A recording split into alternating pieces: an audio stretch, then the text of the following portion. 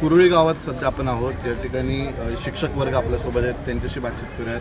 त्यांच्या काय भावना आहेत त्या आपण जाणून घेणार आहोत. तर उपमुख्यमंत्री अजित पवार यांच्या जाण्याने या राज्याचं काय नुकसान झाले ते त्यांच्याकडनं जाणून घ्यावं. मॅडम काय नाव आपलं?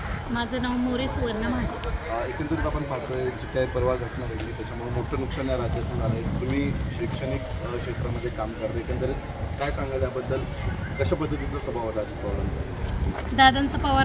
दादा साहेबांचा जो स्वभाव होता तो अतिशय मनमिळाऊ होता. हसरं खेळता असं व्यक्तिमत्व होतं त्यांचं आणि त्यांच्या जाण्याने खूपच दुःख झालेलं आहे. जेव्हा त्यांचे आम्ही संभाषण ऐकलं होतं त्यावेळेस खूपच असं हसत खेळत असं व्यक्तिमत्व होतं आणि स्पष्ट वक्तेपणा होता त्यांच्या बोलण्यामध्ये आणि खूप असं काम त्यांनी आपल्या महाराष्ट्रासाठी केलेलं आहे. तर त्यांच्या जाण्याने खरंच आपल्या महाराष्ट्र कोरका झाल्यासारखंच आहे. ग्रामीण भागामध्ये लाडके उपमुख्यमंत्री अजित पवार यांची खूप पकड होती आणि त्यांनी पाणी, रस्ते, विकास, आमच्या भागातील MIDC या साडेसाठी सगळ्या सुविधा उपलब्ध करून दिलेल्या आहेत. जर एखादी अडचण असली तर पहाटे 5 पासून काम करणारा एकमेव नेता महाराष्ट्रामध्ये अजितदादा पवार होते. जर चाकणची ट्रॅफिकची समस्या होती, या समस्या खूप मोठी आहे. अजितदादा पवार या ठिकाणी पहाटे 5ला येऊन 6ला येऊन दौरा करून गेलेले आहेत आणि याच्यावरती कायमस्वरूपी उपाययोजना करण्यासाठी जी रस्त्याची जी तरतूद होती ती तरतूद त्यांनी केलेली आहे.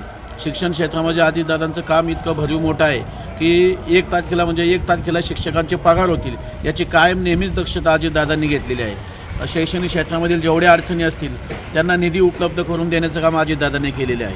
महाराष्ट्राचा अर्थसंकल्प सर्वाधिक वेळा मांडणारं नेतृत्व म्हणजे अजितदादा पवार आहे आणि त्यांच्या निधनानं जी पोकळी भरून निघणार नाही आणि शैक्षणिक क्षेत्रात अपरिमित असं नुकसान झालेलं आहे.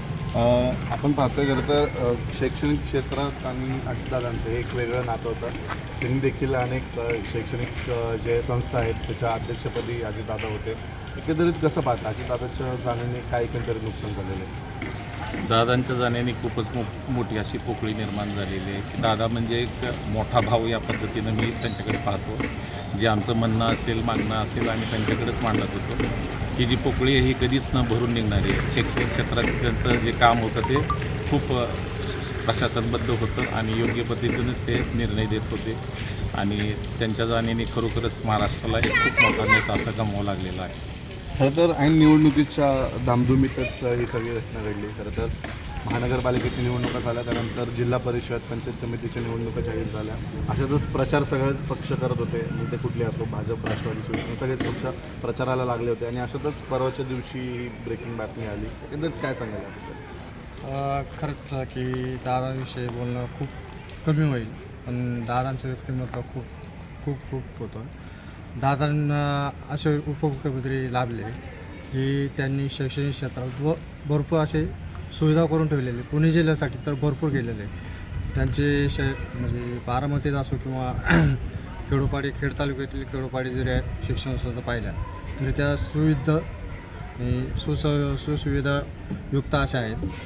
खरंच दादांचं व्यक्तिमत्व खूप मोठं होतं. एकंदरीत काय वाटतं आता अशातच निवडणुका तर थांबलेल्या नाही आहेत, मात्र याचं काय वाटतं एकंदरीत तुम्हाला? दादांच्या बाजूने सहानुभूती आहे यामध्ये?